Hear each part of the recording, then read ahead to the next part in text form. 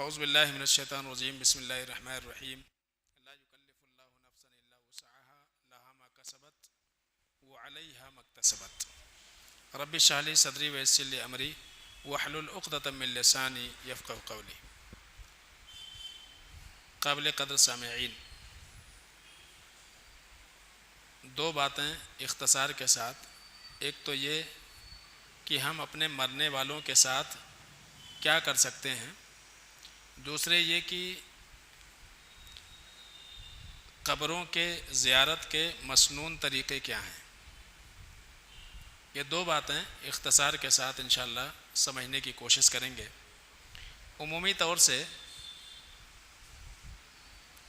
دو موقع پر بہت ساری بدعتیں آج معاشرے میں وجود پذیر ہو گئی ہیں۔ ایک تو پیدائش کے موقع پر عقیقہ کرنے کے بجائے لوگ چھلا کرتے ہیں، یا اسی طرح سے کئی لوگ ایسے ہیں جو اولاد کی پیدائش پر درگاہوں کا چکر لگاتے ہیں، اس لیے کہ ان کا یہ عقیدہ بن چکا ہے کہ جو اولاد ملی ہے وہ فلاں بابا کے وسیلے سے ملی ہوئی ہے۔ اور دوسرے کئی ساری بدعتیں، یا یہ کہا جائے کئی سارے غیر مسنون اعمال موت کے بعد انجام دیے جاتے ہیں، اور ہر انسان کی یہ خواہش ہوتی ہے کہ ہم اپنے مرنے والوں کے لیے کچھ کر جائیں جس سے ان کا حق ادا ہو سکے، لیکن ان سے عقیدت، ان سے محبت کی بنیاد پر اس بات کو بھول جاتے ہیں کہ ہم کو وہی اعمال انجام دینی چاہیے جو مسنون ہے۔ اس موقع پر بغیر یہ دیکھے کہ شریعت میں اس تعلق سے ہمیں کیا رہنمائی ملتی ہے، لوگ یہ دیکھتے ہیں کہ ہمارے معاشرے میں کیا چل رہا ہے، اور اسی کے مطابق تدفین کے بعد کے مسائل پیدا ہوتے ہیں۔ انہی میں سے ایک چیز کیا ہے کہ مرنے والے لوگوں تک ثواب پہنچانا، اس کی بڑی کوشش ہوتی ہے کہ ہم اپنے مرنے والوں کو ثواب کیسے پہنچائیں۔ اس کو ایصال ثواب کہتے ہیں۔ اللہ فرماتے ہیں لا یکلف اللہ نفسا الا وسعها، اللہ تعالیٰ کسی بھی انسان کو اس کے طاقت سے زیادہ کسی بات پر مکلف نہیں کرتا ہے۔ لہا ما کسبت وعلیہا ما اکتسبت، ہر انسان کو اسی کا اجر ملے گا جو اس نے کیا ہے، وعلیہا ما اکتسبت، اور جو اس نے برائی کی ہے، جو جرم اس نے کیا ہے، اس کا وبال بھی اسی کے اوپر رہے گا۔ تو اللہ رب العالمین نے اس آیت میں اپنا ایک اصول بیان کر دیا، ایک قاعدہ کلیہ ہے، ایک ضابطہ ہے اللہ رب العالمین کی جانب سے۔ وہ ضابطہ یہ ہے کہ ہر فرد اسی خدمت پر انعام و اکرام کا مستحق ہوگا جو اس نے خود انجام دی ہے۔ ایسا نہیں ہے کہ محنت کوئی اور کرے اور پھل کوئی اور لے جائے۔ بالکل یہی قانون جرم کے اوپر بھی لاگو ہوتا ہے۔ وَلَا تَزِرُ وَازِرَةٌ وِزْرَ أُخْرَىٰ، کوئی بھی انسان کسی کے گناہوں کا بوجھ نہیں اٹھائے گا۔ جس نے جو جرم کیا ہے اس کی سزا اس کو ملے گی، لیکن کبھی ایسا بھی ہوتا ہے کہ کچھ نیکیاں اور کچھ گناہ ایسے بھی ہوتے ہیں کہ انسان اس کو کر جاتا ہے لیکن اس کے اثرات بعد میں بھی باقی رہتے ہیں۔ تو وہ جو ہے جب تک باقی رہیں گے، نیکیاں جو انسان کر گیا، جب تک اس سے لوگ فائدہ اٹھاتے رہیں گے، مرنے والا انسان اس سے مستفید ہوتا رہے گا، اس کو اس کے نام اعمال میں نیکیوں کا اضافہ ہوتا رہے گا۔ لیکن کوئی گناہ، کوئی جرم وہ ایسا کر کے گیا ہے جس جرم کے اثرات اس کے مرنے کے بعد بھی ہو رہے ہیں، تو اس کے نام اعمال میں گناہوں کا وبال بڑھتا رہے گا جب تک کہ اس جرم کے اوپر عمل ہوتا رہے گا۔ تو یہ ایک قاعدہ کلیہ ہے اللہ رب العالمین کی جانب سے۔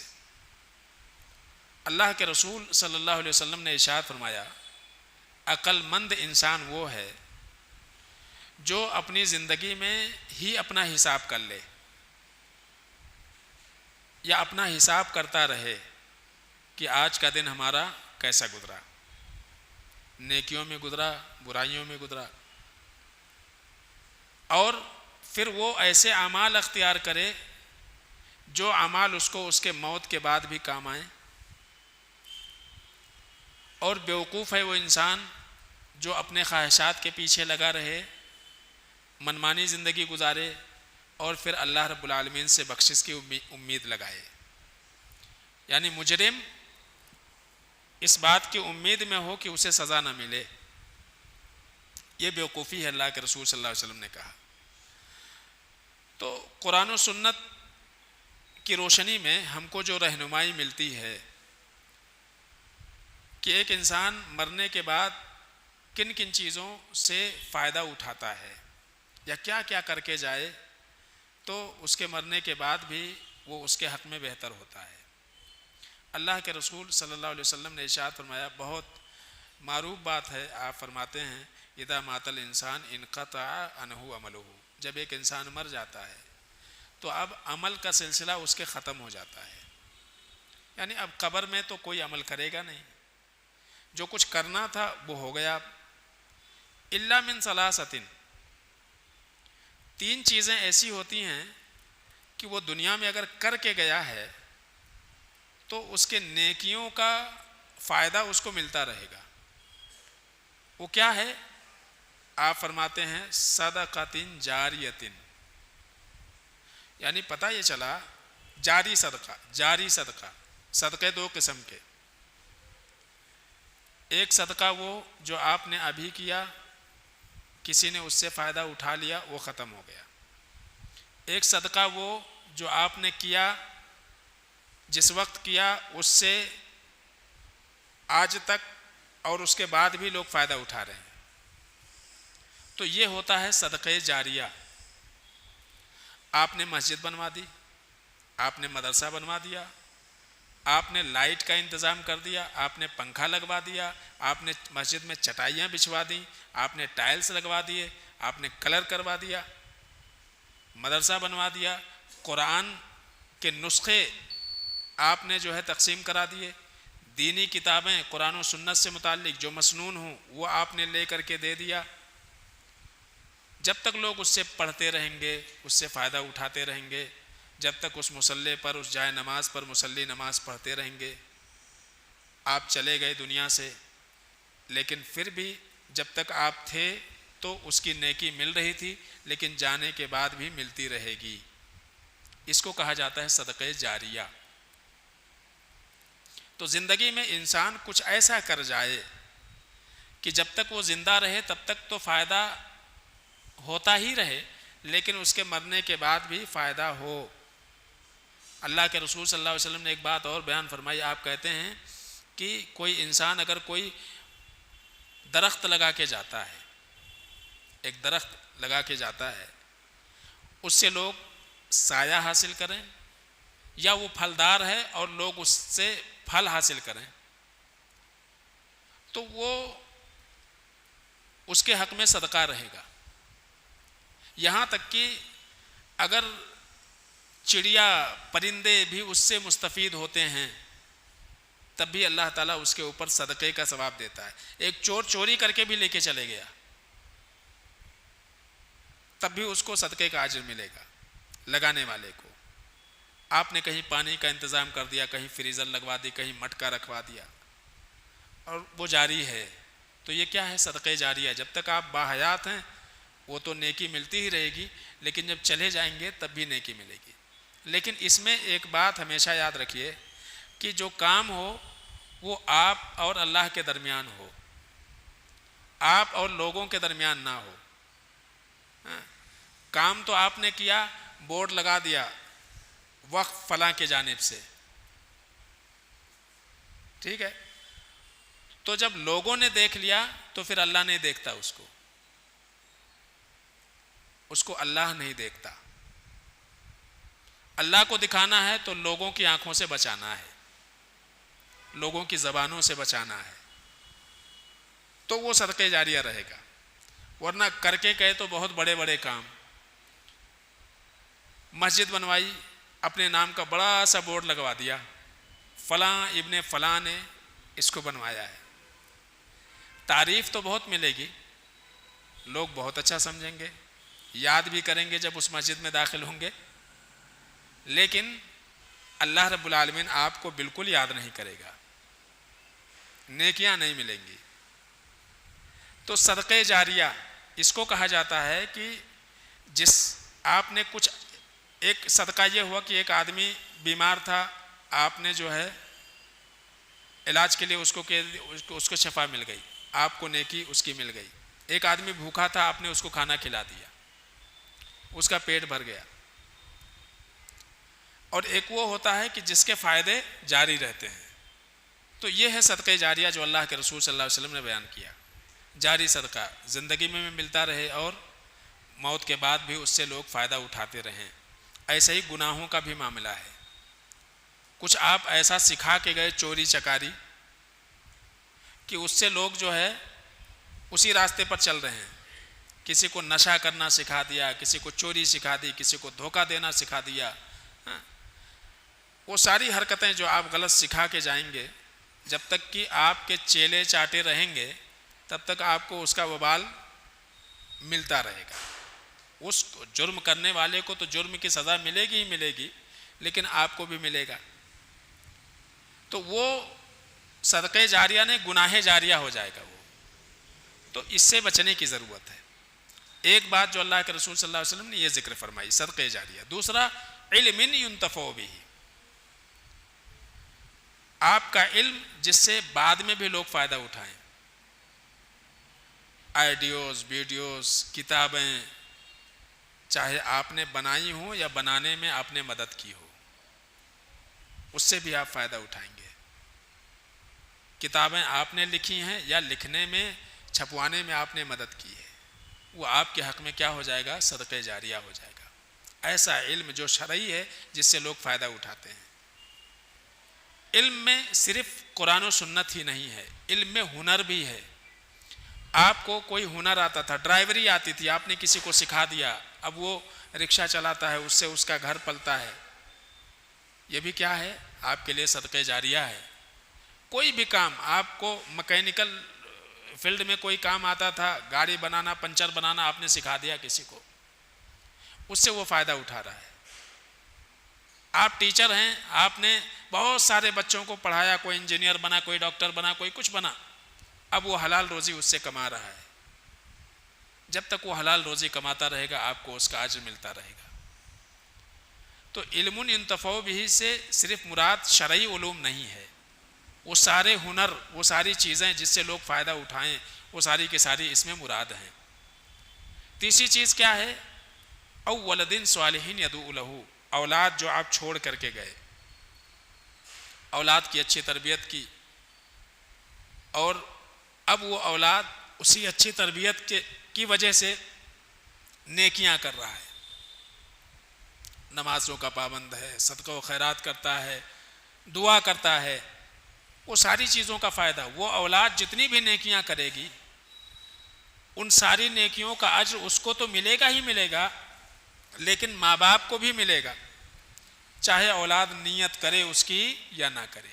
اس لیے کہ اللہ کے نبی نے کہا تھا انتا و مالک لابک، تو تیرا مال سب تیرے باپ کا ہے۔ تو انسان نیت کرے نہ کرے، ہماری کی گئے ساری نیکیوں کا اجر جتنا ہم کو ملے گا اتنا ہمارے والدین کو بھی ملے گا، اس لیے کہ ان کا خون ہمارے بدن میں دوڑ رہا ہے۔ تو یہ کیا ہے؟ یہ صدقہ جاریہ ہے۔